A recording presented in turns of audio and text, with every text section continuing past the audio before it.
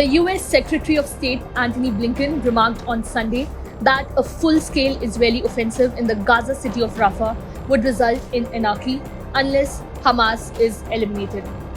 Additionally, he acknowledged that Israeli forces had caused more civilian casualties than Hamas militants. On Face the Nation, CBS's Margaret Brennan questioned Blinken about whether the United States agrees with Israeli Prime Minister Benjamin Netanyahu's recent statement.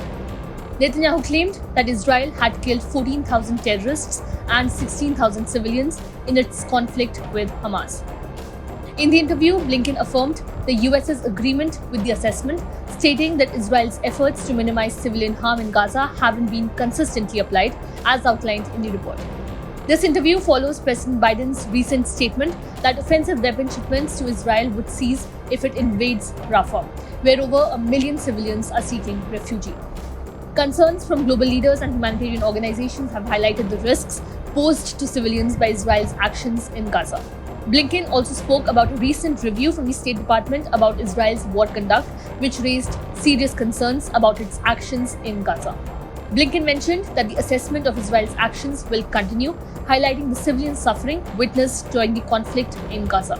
He stated that, considering the extensive civilian casualties and injuries, including women, children, and men, caught in the crossfire, it is reasonable to conclude that Israel has, in several instances, acted contrary to international humanitarian law.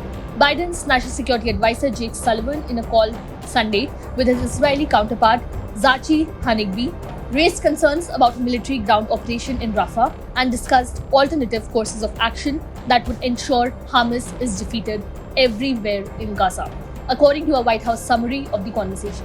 Hanegbi confirmed that Israel is taking US concerns into account, the White House said. According to Gaza Health Ministry, the war in Gaza has resulted in over 34,000 Palestinian deaths.